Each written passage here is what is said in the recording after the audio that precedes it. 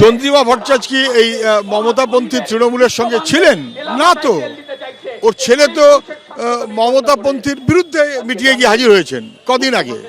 ওই ছেলেকে কাউন্সিলর করার জন্যই তো জানপ্রাণ দিয়ে লড়েছিলেন চন্দ্রিমা ভট্টাচার্যরা। ফলে চন্দ্রিমা ভট্টাচার্য ছিলেন না, আসলে তৃণমূলটা নেই। এটা খেলা দেখানো হচ্ছে যাতে একটা লড়ালড়ি করে বিজেপির সঙ্গে ঘনিষ্ঠতার সুযোগ কার বেশি তার একটা দেখা বা বোঝাপড়া করা যায়। তৃণমূল পশ্চিমবাংলায় নেই, এটা কোনো রাজনৈতিক দল না। এটা বিনা যোগ্যতায়, বিনা ব্যবসায়, বিনা চাকরিতে, বিনা পরিশ্রমে লুঠেরার পেশা, তার নাম তৃণমূল। ও দলটা উঠে যাবার তালে পড়েছে। মমতা বন্দ্যোপাধ্যায় যখন বলছেন যে তার কণ্ঠরোধ করা সম্ভব নয়, আর সেদিনই মমতা বন্দ্যোপাধ্যায় দীর্ঘদিনের সঙ্গী চন্দ্রিমা ভট্টাচার্য দলের সমস্ত পদ থেকে পদত্যাগ করলেন। শুধু পদত্যাগই করলেন না, ছেলের পথেই এবার ঋতব্রত তৃণমূলে চন্দ্রিমা ভট্টাচার্য। এক মাস আগেই তাকে রাজ্য সভানেত্রীর পদ দেওয়া হয়েছিল তৃণমূল কংগ্রেসের, সেই পদ থেকেও ইস্তফা দিলেন চন্দ্রিমা ভট্টাচার্য। অন্যদিকে চন্দ্রিমা ভট্টাচার্য তিনি বলছেন তারই আনুগত্য যখন প্রশ্নের মুখে, এই অবস্থায় তার দলে থাকার কোনো মানে হয় না।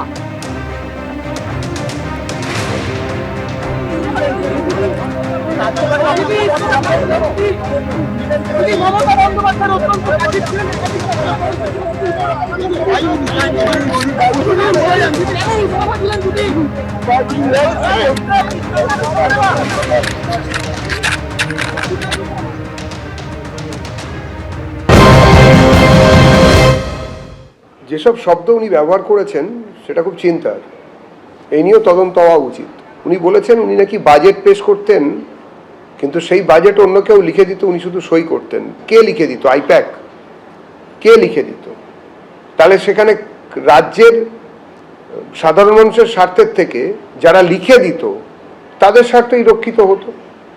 আমার ধারণা সম্মাননীয় মুখ্যমন্ত্রী শ্রী শুভেন্দু অধিকারী এবং রাজ্য সরকারের অন্যান্য আমলারা, মন্ত্রীরা এই বিষয়টি দেখবেন এবং নিশ্চিতভাবে চন্দ্রিমা দেবীর এই কথার তদন্ত হওয়া উচিত। চন্দ্রিমা ভট্টাচার্য কি এই মমতাপন্থী তৃণমূলের সঙ্গে ছিলেন না? তো ওর ছেলে তো মমতাপন্থীর বিরুদ্ধে মিটিংয়ে গিয়ে হাজির হয়েছেন কদিন আগে। ওই ছেলেকে কাউন্সিলর করার জন্যই তো জানপ্রাণ দিয়ে লড়েছিলেন চন্দ্রিমা ভট্টাচার্যরা। ফলে চন্দ্রিমা ভট্টাচার্য ছিলেন না, আসলে তৃণমূলটা নেই। এটা খেলা দেখানো হচ্ছে যাতে একটা লড়ালড়ি করে বিজেপির সঙ্গে ঘনিষ্ঠতার সুযোগ কার বেশি তার একটা দেখা বা বোঝাপড়া করা যায়। তৃণমূল পশ্চিমবাংলায় নেই, এটা কোনো রাজনৈতিক দল না। এটা বিনা যোগ্যতায়, বিনা ব্যবসায়, বিনা চাকরিতে, বিনা পরিশ্রমে লুঠেরার পেশা, তার নাম তৃণমূল। ও দলটা উঠে যাবার তালে পড়েছে। মমতা বন্দ্যোপাধ্যায় তিনি আজকে ফেসবুক লাইভের মাধ্যমে আরো বলেন যে প্রতীক নিয়ে কিছু যায় আসে না, আমার কণ্ঠরোধ করতে পারবে না, মনোনয়নপত্রে আমার সই ছিল বলেই আপনারা জিতেছেন। বিজেপির কথায় দলের সঙ্গে গদ্দারি, বানিশ কুমারকে দিয়ে প্রতীক কাড়লেও কণ্ঠরোধ করতে পারবে না। আপনার পক্ষে আছে বলে সরকার, আপনি তাকে দিয়ে নির্বাচন কমিশনের কাছে কমপ্লেন করিয়ে আপনি সিম্বল কেড়ে নিতে পারেন। যদিও আমরা জানি সিম্বল আপনার পক্ষে যাবে না, কিন্তু ধরে নিলাম যদি ভ্যানিশ কুমার বাবু আমাদের পার্টিকে ফিনিশ করার জন্য ইলেকশনটাও করেছেন, যদি সিম্বল দিয়েও দেয় তাতে কি যায় আসে? সিম্বল সেটাই হয় যেটা সাধারণ মানুষ গ্রহণ করে, তৃণমূল কংগ্রেসরা গ্রহণ করে। আমি এই সিম্বল নিয়ে 1 মাস 22 দিনের মাথায় আমি কিন্তু লড়াইটা করেছিলাম। তখন আমি সিম্বলটাও কাউকে চেনাতে পারিনি। আর এখন দরকার আমি গলায় সিম্বলটা ঝুলিয়ে মানুষের কাছে যখন বেরোবো, আপনারা কি আমার কণ্ঠরোধ করতে পারবেন? মমতা বন্দ্যোপাধ্যায় আজ বিকেলে ফেসবুক লাইভ করেন, সেখানে বলেন যে বেইমানি করে অনেকে দল ছাড়ছেন, সাহস থাকলে বিজেপিতে যোগ দিন, বিজেপি থেকে দল ভাঙা চক্রান্ত হচ্ছে।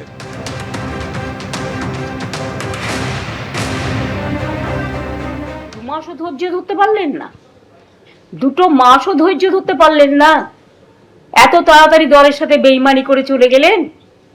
আর বেইমানি করারও তো একটা সীমা থাকা উচিত। পার্টির সাথে বেইমানি না করে, যে পার্টিটা আপনাদের কাছে জন্মদাত্রী মা,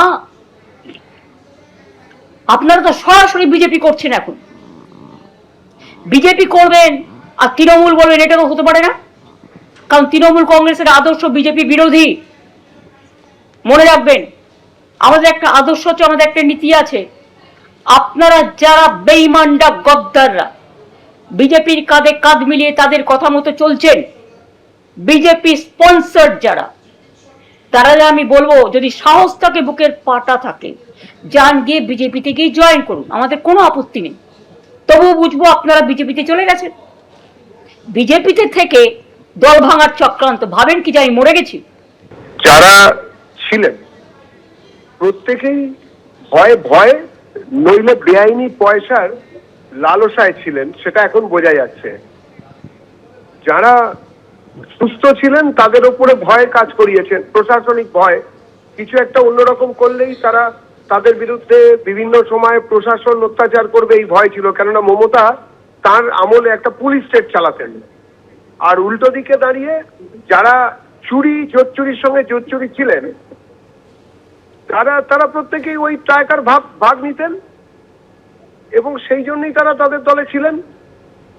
আমরা বলেছিলাম, বারবার বলেছিলাম, রাষ্ট্রবিজ্ঞানের সূত্র অনুযায়ী, এবং রাষ্ট্রবিজ্ঞান যদি সত্যি একটি বিজ্ঞান হয়, তাহলে মমতা বন্দ্যোপাধ্যায়ের তৃণমূল কংগ্রেসের 15 বছরের শাসন চলে যাবে। মমতা বন্দ্যোপাধ্যায় আজকে যখন ফেসবুক লাইভ করে বিজেপির চক্রান্তের কথা বলছেন, গদ্দারির কথা বলছেন, আর ঠিক সেই দিনই তার কিছুক্ষণ আগেই দলের সমস্ত পদ থেকে পদত্যাগ করলেন তার দীর্ঘদিনের ছায়াসঙ্গী চন্দ্রিমা ভট্টাচার্য, এবং তিনি গেলেন ঋতব্রত তৃণমূলে, বিধানসভায় গিয়ে ঋতব্রত তৃণমূলের সঙ্গে বৈঠকও করলেন চন্দ্রিমা ভট্টাচার্য।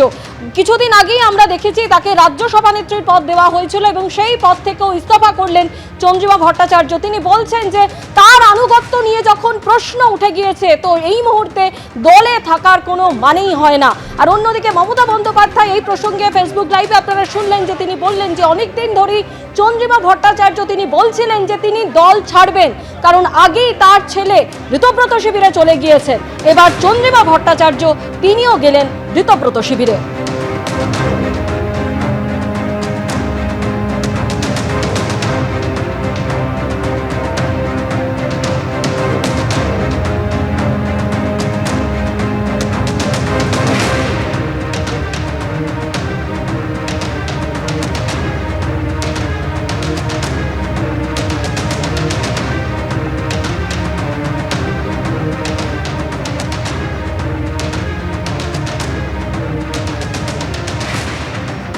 উনি অনেক দিন ধরেই এই ধরনের প্রলাপ বকেন এবং এই প্রলাপের উল্টো দিকে দাঁড়িয়ে কোন রকম প্রতিক্রিয়া দেওয়াটার মতন ক্ষমতা আমাদের নেই, ওই প্রতিভা আমাদের নেই।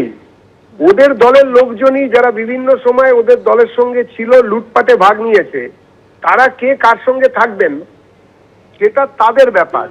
বড় ডাকাতের সঙ্গে থাকবেন নাকি ছোট ডাকাতের সঙ্গে যাবেন সেটা ওদের ব্যাপার, আমাদের কিছু এসে যায় না। আমরা মনে করি জনতা ওদের বিপক্ষে দাঁড়িয়েই বিজেপিকে ভোট দিয়েছে, বিজেপিকে সেবা করার সুযোগ দিয়েছে। আমরা ওদের সঙ্গে নেই, তৃণমূলের কোনো লোকের সঙ্গে আমাদের কোনো সংস্রব নেই। আমরা ওদেরকে পছন্দ করি না, কেননা বাংলার মানুষ ওদেরকে পছন্দ করে না। দলের সমস্ত পদ থেকে আজ ইস্তফা দিয়েছেন চন্দ্রিমা ভট্টাচার্য। সেই সঙ্গে দলের হয়ে বিভিন্ন ব্যাংকের সই করার দায়িত্ব থেকেও তিনি ইস্তফা দিয়েছেন। কমিশনে দলের দায়িত্বপ্রাপ্ত স্বাক্ষরকারীর পদও ছাড়লেন চন্দ্রিমা ভট্টাচার্য।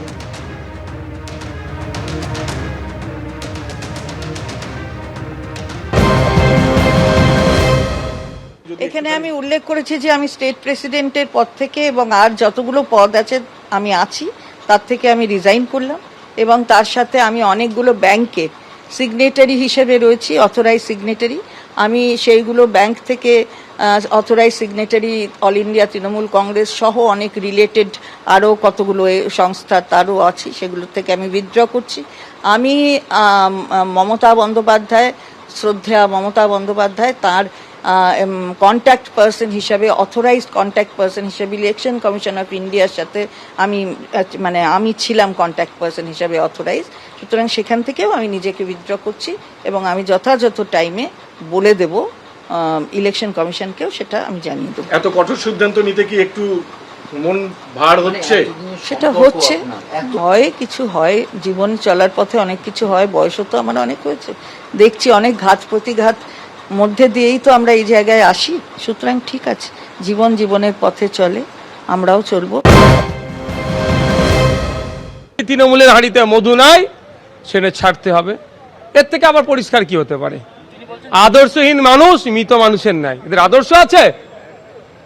সারা ভারতবর্ষের অঙ্গরাজ্যে সেই তার সময় একটা মহিলা অর্থমন্ত্রী ছিল না, তখন মমতা ব্যানার্জি যাকে, যিনি অর্থমন্ত্রী না, মানে অর্থনীতিবিদ না হওয়ার পরও একজন আইনজীবীকে অর্থমন্ত্রীর চেয়ারে বসিয়েছিলেন। আমি মমতা ব্যানার্জির চরম বিরোধী, তার আমি চরম সমালোচনা করি, কিন্তু তার কাছ থেকে যারা প্রিভিলেজ নিয়ে আজকে এইগুলো তার সাথে আচরণ করছে, তারা আমার নজরে আদর্শচ্যুত, আদর্শহীন। চন্দ্রিমা ভট্টাচার্য আজকে ইস্তফা দেওয়ার পর সেই ইস্তফা পত্র মমতা বন্দ্যোপাধ্যায়ের কাছে পাঠান, যে পদত্যাগ পত্রে অত্যন্ত তাৎপর্যপূর্ণভাবে মমতা বন্দ্যোপাধ্যায়কে প্রাক্তন মুখ্যমন্ত্রী হিসেবে উল্লেখ করেছেন তিনি।